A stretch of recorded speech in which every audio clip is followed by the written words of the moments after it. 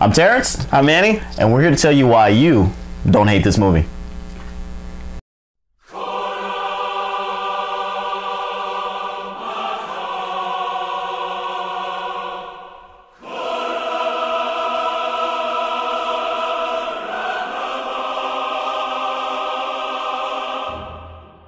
Alright, okay, so today's movie is Star Wars Episode 1, The Phantom Menace. Now, Episode 7 just came out, so we're like all into Star Wars right now. Yeah. But the one that started it all, technically, you know, if you're going by numerals here, right, was The Phantom Menace. This is the backstory to the whole Star Wars universe. This is the reason why everything, basically, this is the first domino to fall for the end of the Jedi, for the rise of the Empire, for how we got Darth Vader. I mean, technically, this is why we have Kylo Ren and why we have the rebirth of the Knights of Ren. But this is where it all started. So a lot of people kind of have some qualms with Star Wars. Every now and then I use big words. Every now and then I'll put the definition down the bottom. So every now and then, but people have problems with Episode 1, and the major thing about it is like, yeah, I mean, it's got some flaws through it. I mean, some major things, but it's not enough to hate the movie, especially if you're a Star Wars fan. I mean, it's like, if anything, you should be the ones on my side that are backing this movie. Like, this is I mean, it's part of our canon. It's like it or not, it's what built up what you love and know about Star Wars. So we're gonna talk about what people don't like about this movie, and we're gonna talk about the things that you do like about this movie. And we're kind of look at the likes versus dislikes and see if you really do hate it, or like I say, you don't really hate this movie. Well, first of all, let's look at it for what it is. In 1999, when this movie came out, Jedi had been, Star Wars had not been on screen since '83. So, you know, we're talking about a good 16 years since we hadn't seen one. Now, I know that I was excited as hell to hear that score when it blasted onto the screen. So, it picked up that passion that you have for Star Wars. Right. It started it again. It kicked the engines on again to get ready, you know, because everybody knew that Episode 7 was going to happen. Right. You know, but George Lucas had a passion. It revolved around the turning of Anakin to see, you know, how Vader came into existence. Right. So this is the one, you know, that's how they did it. They just kickstarted the franchise with this movie. Like you said, a lot of people don't like it. All right. So one of the biggest things that they don't like about it is that it's very slow. Okay.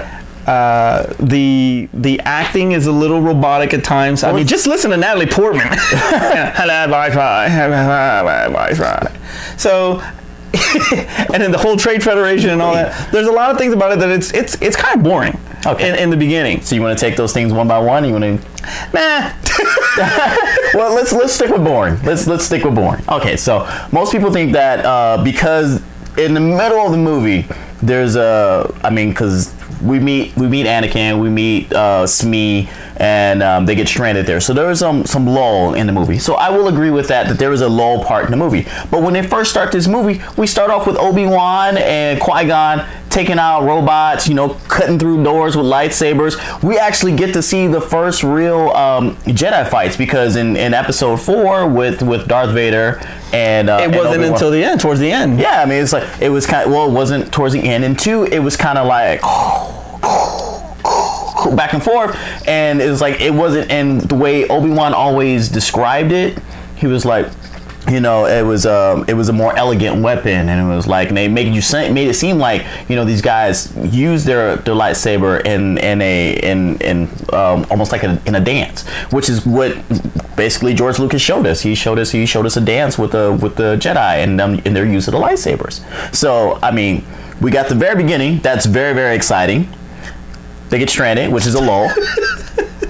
And then once they get past the lull of meeting everybody, we go right into pod race. Okay, now you can't deny that pod race is exciting. And the pod race was awesome. The pod race was really good. A lot of people have said, including me, and I think that the pod race is underrated, but it is. It's a pretty good sequence. All right. And then after that, we get they get off the planet. we get the space battle.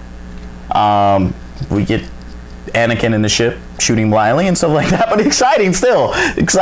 So we get all of that in the first movie, and so people kind of discount those scenes because of that one little lull period in the movie.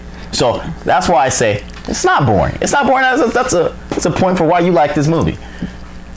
No. All right, so what's the next problem people have with this movie? The next problem is the Trade Federation. Okay. And there's some borderline racism in there, you know. They really go into this old Japanese type of, accent on those guys, and it kind of it's kind of racist a little bit. Then you get into the Watto Jewish Jewish guy there. I don't know. So there's some people that kind of got offended by all that. Okay, now, so let's take it one by one. Go ahead. Let's take it one by one. All right, we'll start with the Trade Federation. I'd rather start with the Trade Federation. Yeah. All right, so the Trade Federation. All right, so with in the original trilogy, we start off with basically the Empire running everything. We have no idea how they came into power. We do know that they have stormtroopers, and we do know that obviously Darth Vader and Palpatine. But you don't just take over something. With every regime that comes in to take over another country, or to overthrow another dictator, it's always political first, unless they do have a huge army when they go in and stuff like that. But they always start with rebels, and that's the same way with the rebels in Star Wars. They start small and then it grows, it becomes something. So what George Lucas gave us, he made it all political. He was like, hey, we're gonna maneuver by seizing things and rising to power. So unfortunately, people don't like politics, but it's a way of life, And, the reason why, I'm not going to get political, but the reason why things happen here is because, people seize power, people do things political wise, and it grows. So that's what he was giving us. He was showing us that, Palpatine was smart. He didn't have to go in and muscle to take over an empire. He did it secretly. He did it under your nose. He did it with bureaucratic paperwork, and you didn't even see it coming, and he took over. And you know what? That's a pretty dang good analogy. This is filing paperwork. This is doing the paperwork. He filed paperwork until you got under his empire. And I guess when you're in business, you don't, or even in politics, you want to see the action and not the operational side from the background, the behind the scenes. Maybe that's it. Maybe that's it. I don't know. Basically, they should have just had Darth, sitting over there, or they should have had Palpatine over there. Don't say, oh, I gotta go sign this, and then, oh, boom, I'm the emperor now. Now, obviously, the acting was, like I said before, was not, the best in the world. But Hey, wait a second. Oh, the racism. My bad. I'm sorry. Leave it to the black man to want to bring up racism. Oh, no, not forget about racism. I didn't want anybody to say that I skipped over because I'm a shade away, by the way. So it's okay. I didn't want anybody to say that I skipped over because I didn't have a way of defending it. So let's deal with the racism right now. Okay. So you said Watto, Watto. The people who were what were they called? What, the Viceroys? The Viceroys. Okay. Yeah. So you had them, and I'm just gonna give the point to racism on that one. because there's no way to defend it. There's no way to defend it. I'm sorry. The characters were racist. I'm sorry, George Lucas. You kind of messed up on that one. All right. So what's your next one? Anakin. All right. Now Jake Lloyd has publicly stated that this role pretty much ruined his career. Not that Jingle All the Way was gonna freaking boost him up to Oscar nominee, but I'm just saying. So a lot of people, they had a problem. Why don't you give the folks out there your little impression? No, we're not doing that. We're not doing that. We're not doing impressions. All right. I will take on Anakin. All right. So. All right, so Anakin, unfortunately Anakin didn't get a lot of coaching, and you can even see the difference from Jake Lloyd in Jingle All the Way and Jake Lloyd in Episode 1, and unfortunately he had a better director in Jingle All the Way, because even though as a child actor, because with most child actors, unless they're prodigies, they're always going to sound a little wooden. Because especially if they have a lot of dialogue, he had a lot of dialogue. He was, you know, he's the cornerstone of the whole movie. So yeah, that's a lot of pressure. He had a lot of dialogue, and with a child actor, I mean, they're always going to sound, like I said, unless they're a prodigy, to where like they're going to be this great actor going forward. It was like you just kind of have to take it. And Anakin gets I mean, Jake Lloyd gets keep going Anakin. Jake Lloyd as Anakin gets a lot of heat. Simply because, I mean, he was a kid and they gave him too much dialogue. But they should have really focused that on more people. But the reason why you don't hate Anakin in it is because you got to see the innocence of Anakin. It was like, if you didn't have that innocence, you don't have that arc. But do you think that actors, you know, established child actors, you know, kind of like in the mold of Elijah Wood or Haley Joel Osment or even Macaulay Culkin to a certain degree, you know, do you think that they should have gone that route instead of kind of casting an unknown, or do you think that they were trying to really, you know, unless they had it in their mind that they wanted to use this kid for the entire, you know. No, there's no way they could have thought they wanted to use him for I think George Lucas just wanted to show him very, very young, and I think he was going more for a look than he was going for substance. I mean, he could have got an older child. I mean, hell, I mean, Mark Hamill was in his what was he, 18 or? But he had substance. Yeah, but he was also older. It was and I guess I see your point. And you know what? To be honest with you, I think I'm gonna give that point to innocence. Okay, I'm gonna give the point to innocence. All right, so on that. Another point for innocence. So what's the next thing? You got most of the Midichlorians. I don't know if you really want to talk about. Let's go Midichlorians. I think they're good for when you have allergies. They clear you up. That's what the Jedi's have never said. Because they're full of Midichlorians. All right. Midichlorians. It's a stupid idea. It's point to the negative. All right, hold on. Let me try. Let me try. Ding, ding. All right, so. If okay, so the way the Force was described, you said it's all around us, all right? It binds us. It binds us. It penetrates us. It penetrates us, right? Aye. So what's the difference from saying that as a life energy that? Or as they're reaching me. I'm losing. Midichlorians. That was awful. I was gonna say soul or life force, but you can't measure those, and I don't know how the hell you're gonna measure. Oh God, George, spell it. Huh? I wrote it down and I couldn't spell it. All right, I'm gonna spell it in the bottom. One of the coolest things about Phantom Menace that pretty much got everybody hyped up, besides the fact that Star Wars was making an appearance on the big screen after 16 years, was Darth Maul. Okay. And what Ray Park did, he was awesome.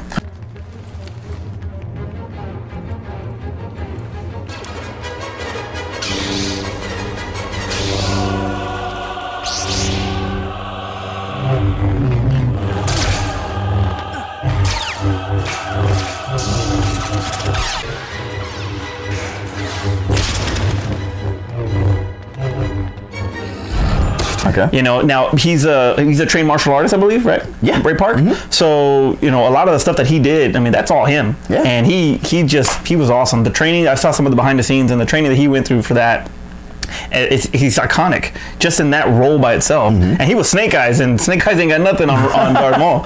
So he was probably one of the best things. What people hate about it was the fact of how he died. Right. And if that's a spoiler, guys, I'm so sorry. In case you haven't seen it. So they love the Maul character. Mm-hmm. I think it gets a point for that, for having Darth Maul. Mm-hmm. The fight scene with him and Qui-Gon and ObiWan was awesome. That's where we got Duel of Fates. Yeah, so I'm gonna and the lightsaber. Yeah, dual lightsaber. I mean, how classic was that? I mean, you still see people with the dual lightsaber right now because of how awesome it was. How awesome that Ray Park showed as Darth Maul. He can use it. How great a Jedi can be in a fight. So I mean, and talking about the issue about how he was, I mean, because the biggest thing with Darth Maul is people say he was underutilized, and that, you know, he died, because I've even made this whole thing, and it was like, why kill him in the first movie when you could have carried him through 3 movies? kind of like they did Darth, and not have to bring up. Well, I think I think they went that route because of the whole you have a teacher and the apprentice, and I guess maybe he was the focus on Anakin becoming the new apprentice. That wouldn't have happened if Maul would have lived. Well, I mean, he killed him in 3 like he did. No, I get it, but you know, but the interest in Anakin really started molding itself and taking place in Attack of the Clones. Okay. So that wouldn't have happened if Maul was still alive. Very true. So I get it. It kind of sucks to see. I don't think he should have died. They didn't maybe have to feature him, you know. But you know what I mean? I mean, I don't know. Well, see, but it also too it up to ObiWan though, because then we all recognize the awesomeness of Darth Maul. How awesome does he make ObiWan look? Like, I killed him. Yeah. He's this awesome character, and I killed him. Yeah, this is awesome. It's like you thought he was BA. This is the dude who killed him. Yeah. Ponytailing off. Exactly. one side ponytail. Yeah. So that's the issue. I think that even though people feel he was underutilized, Darth Maul was a great character, and that's a point for why you like this movie. And speaking of Obi-Wan, he was Ewan McGregor. You know, he did a great job. He did one of the best jobs in the movie. You know, he had a little bit of that accent that Alec Guinness did. You know, that could you know, show Alec Guinness at a young age. So yeah, you know, overall I thought McGregor did a good job. And fun fact is that his uncle played Wedge Antilles. Oh really? Wow. Yeah. So I didn't know that one. That was pretty interesting. So yeah. So he did a really good job. I think I needed Liam Neeson from Taken as Qui-Gon. That would have been awesome. That's the Qui-Gon. I needed Liam Neeson to be. I needed him to be, you know, Mills. Brian Mills. I have a particular set of skills. He's got a set of skills. If you'd have told that to Maul, how cool would that look? Maul, I don't know if you want to do that. I have a particular set of skills. I'll put this lightsaber in your. All right. So, there you go. Yeah. So you know, that's the one that you know, that kind of like, I don't want to say let me down. You know, he tried his best, but you know, I just think that Brian Mills would have been better. for Obi-Wan? No, for Qui-Gon. Oh, but anyway, for Qui-Gon. Okay, so what are we deeming the thing on Qui-Gon? Qui-Gon, what do you mean? As far as like, what score is that one for Qui-Gon? Is that a reason why you shouldn't like it? Yeah, that's a negative. Okay, so we're gonna mark it off for Qui-Gon. But definitely a point for McGregor. Yes, okay. Definitely a point for McGregor. So point for McGregor, point for in the minus column for Now we've talked about this. This has actually been a kind of a topic these last couple episodes, and that's practical effects versus CGI. Okay. Now in the original trilogy, they did use a lot of practical effects, models, and all that good stuff, and it turned out pretty good as far as on the screen. Now in this one, this actually started the whole CGI green screen and all that other stuff. Now I think that the reason why a lot of the acting is so robotic and wooden, like you said, is because they're acting in front of green screens because they couldn't see anything. And that's not easy. No. That's not easy. No. You know, you have Oscar-nominated actor in Liam Neeson. You have an Oscar-winning actress in Natalie Portman. Yes. So even though you have all these Oscar winners and nominees, no, they had a great cast. Not even they could pull off the freaking green screens, because it's just not. You know, plausible for them to really, you know, get into their characters if they have to act to nothing. Right. The whole freaking movie. The whole movie. So that's kind of tough. So I'm actually gonna give. They're gonna pass for their acting. Okay. They're gonna pass for me on that. So on the acting. We'll call it a tie. We'll call it a tie. We'll call it a tie on the acting. Now you were bringing up the CGI. But the CGI with the visuals, okay. But the CGI. Now take the acting away and let's just talk about the visuals. They were very good. They were very good. And you know, you made a joke earlier when we were talking about the how their ships and everything was better than. Oh yeah, it was like I didn't get the better stuff than the. It was like, what happened? It was like, did the economy fell in the Empire? You know, Empire took over, the economy went down. It was like, you know, we got to recycle some stuff. You know, they did Cash for Clunkers there too. Anyway, so all right, so I think that even though, I mean, it seems, I mean, obviously they looked more advanced and obviously dealing with a lot of CGI for the backgrounds and the sets and stuff like that, I think the overall look of the movie, you know, how beautiful it looked, the colors, the space battles, I think the visuals outweigh the excessive CGI, I would say I would lean that way, because I mean, even though it was a hindrance to the acting, it still gave us a beautiful looking movie. Yeah. Especially that underwater scene. Yeah, the underwater scene. You know, pretty good too. The planet settings. I mean, the full battles with all the droids. I mean, come on. Now, in the original trilogy, you know, they talk about the Jedi. That's point. Oh, that's a point. Yeah, that's a point. In the original trilogy, they do talk about, you know, Yoda talks about, you know, the back in the days, and so does Alec Guinness, or I'm sorry, so does Obi-Wan. Well, in this one, you actually get to see the Jedi Council. Yeah, you get to see the Jedi Council. You get to see the meetings. You get to see, you know, all that. So I mean, how cool is that? I'm automatically give a point. Samuel Jackson. Samuel Jackson. Samuel Jackson as a Jedi. The Force, mother. Do you know it? Can you feel it? But yeah, it's like we finally got to see the Jedi Council. Like I said, Yoda talked, or not Yoda, but Obi-Wan talked about, you know, there being many Jedi. So we got to finally see them. We got to finally see how they made decisions with things. We got to see that it wasn't limited to just humans. We got to see different races of Jedi. So I think that was a great, you know, what is it? Expanding the universe. It was a great way to expand the universe, expand the lore of the Jedi in the Star Wars universe. So I think it was a great thing for us to see, and that's what we got out of Episode 1. And that's a point. That's a point. That's a point.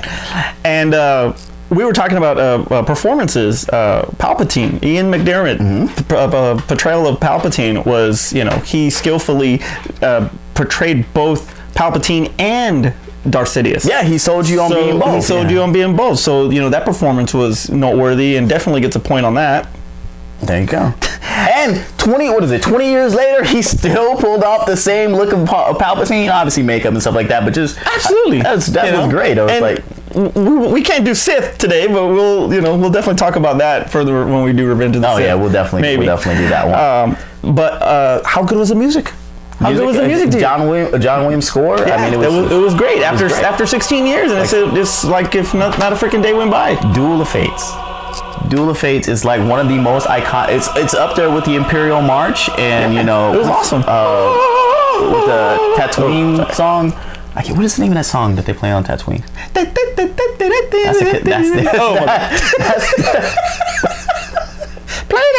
the Cantina song. But it's up there. Like, that's one of the most iconic Star Wars songs. Is that now it is Duel of Fates. Absolutely. And then obviously the music that was behind the pod race scene and stuff like that. So I mean, it got you into it. You felt like you were in the race. So that's another. I think the music is a point for why you don't hate this movie. Now, they talk about the title a lot. They talk about the title, you know, being not very good. A Phantom Menace. Okay. Now, there's a couple of things that has been pretty. It's almost borderline eerie. What do you mean? Well, a lot of people do not like Jar Jar Binks. That was the biggest thing that people cannot stand. They hate Jar Jar Binks. If you talk about racism, you can't even defend. I was gonna save Jar Jar for the end. And you want to save Jar Jar for the end, and then talk we're about doing it right now. Okay, but this is why I think that Star Wars Phantom Menace is so important. Okay. If the theory is true, because it's really, to me, it's kind of eerie in a little bit, but you know, I've looked up some things online. Okay. And how they compare him to Yoda. Jar Jar? Yes, because when Luke meets Yoda doesn't say he's Yoda. He pretends to be kind of like a comic relief, a little, you know, a little out there, whatever. Right. But deep down inside, he is a complete freaking the best Jedi ever, and you know, the best, smartest everything. That's why he could survive on that battlefield with no training and stuff like that. He could take out the droid army. Exactly. So that's the eerie part, because he is in the background of every little thing, and he makes sure, or he actually has input on Palpatine's rise. Right. And you know, so, he nominates him to so the theory is that he is actually Darth Plagueis. No. The theory is that he is actually Darth Plagueis, and he reincarnated himself, or he resurrected, or whatever. Okay. And he manipulates, you know, and actually puts Palpatine in power. Okay. For all of this to happen, he sits in the background and kind of, you know, lets Palpatine think that he is in charge. He is this and that, but in reality, you know, he's just in the back, kind of like, you know, Thanos a little bit, you know. Okay. So And there's a possibility. I don't know if it's true or not. The one of the sites that I saw was pretty interesting. You know, he had me believe in it. Okay, so was that Jar Jar is actually Darth Plagueis. All right, so what do you think about that? I've heard a little bit of this theory. I like the idea that Jar Jar is a Sith. I wouldn't go so far to call him Plagueis, but I like the fact that he could be a Sith, because that would give more credence to why we need Jar Jar and why he was impactful to this movie. But I don't think George Lucas had that much thought into it. But well, I mean, it's a cool theory. If it was, then that's a mad genius. That's you know, is it insanity or is it genius? I mean, that would have been if he'd have came out episode 3 and said like you know, in credit scene, you know, Jar Jar standing there, or if he's in episode 7. Well, now you got to remember, this is 30 years, so the man will. I mean, the thing would age, and hey, it could be Snoke. Well, the one that circus plays is Snoke's a different race, though. We don't know. We don't know what it is. We don't know what's going on. There was already a leaked image of him already. I know. Like, so that in that regard, you know, you're playing this game of chess. Okay. And the first move is the Phantom Menace, and you're strategically placing all these, you know, spots to make episode 7. Okay. You know, as far as you were talking about during our Goods show, you were talking about Darth making balance in the Force by killing Palpatine and all that. But right. you know, what if that was in the plan the whole time, and Darth Plagueis - Jar Jar. You know, I don't know. It's pretty eerie, because you see in the background how he's always in the back and he's freaking like listening, and he's always doing this and that, you know, and he's making these little subtle moves, and you know, so in that regard, that's why I think Phantom Menace, regardless of all of the negativity, I think it's that first chess move that makes it, you know, something you don't hate.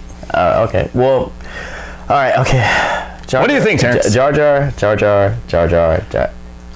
I'm just gonna give the point. I was gonna give the point for there's no defense for Jar Jar. I'm sorry, George. You were trying to sell toys. I get it. I absolutely get it. But Jar Jar wasn't a cuddly Ewok, and that's where we lost us. And but what if that? Would you change your mind of Jar Jar if that's in fact what he is? But George can't come back and say that now. You think that if Abrams can? If for some particular reason. If some particular reason he works Jar Jar into episode 7 and he makes Jar Jar a Sith, I don't think he's gonna make him Plagueis. But if he makes him a Sith and said somehow Jar Jar was pulling strings from behind and just being comic relief at the time, I will come out and say that I love Jar Jar at that point. And all you Jar Jar haters should come out and say you are Jar Jar Binks fans. From this point forward, we should never say another bad word about Jar Jar Binks if they somehow work that in there. But I'm saying right now, they say never say never. I'm saying never. He is not gonna be. He's just gonna be. I wouldn't be surprised if we see like a monument to Jar Jar saying, you know, here lies somebody who ruined a good character in episode 1. Didn't ruin the movie. Ruin a good character. A decent. What it could have been a decent character in episode 1. But like you said, when we look at the whole of everything that we talked about, like I said, Maul, pod racing, you know, the Jedi, Palpatine, the music. There's no way you hate this movie. You don't hate this movie. No. All right. So this is Terrence. I'm Manny. That's it. See you next time. I'm telling you, bro. Mess it up, Dad. Welcome in, goods. All got the goods and he's got the bats. Because he sucks. He's never prepared.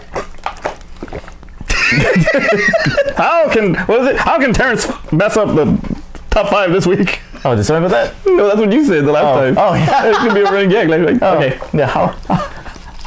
I almost said the F-bomb. Sorry. I'm gonna get that under Dude, control you need to watch today. I'm gonna get it under control today. I don't cuss. Man. Yeah, no. You need to get it under control today. Today is gonna be PG. PG, Terrence. Dang lie. Pagerance. Man. You is a lie. Sorry. Well, we can like, subtle. Sorry. Sorry, I'm still thinking of PG. Go ahead. No, I got it today. The rebuttal. How was that? What's that, Ace Ventura? Whatever the rebuttal. Whatever the rebuttal is,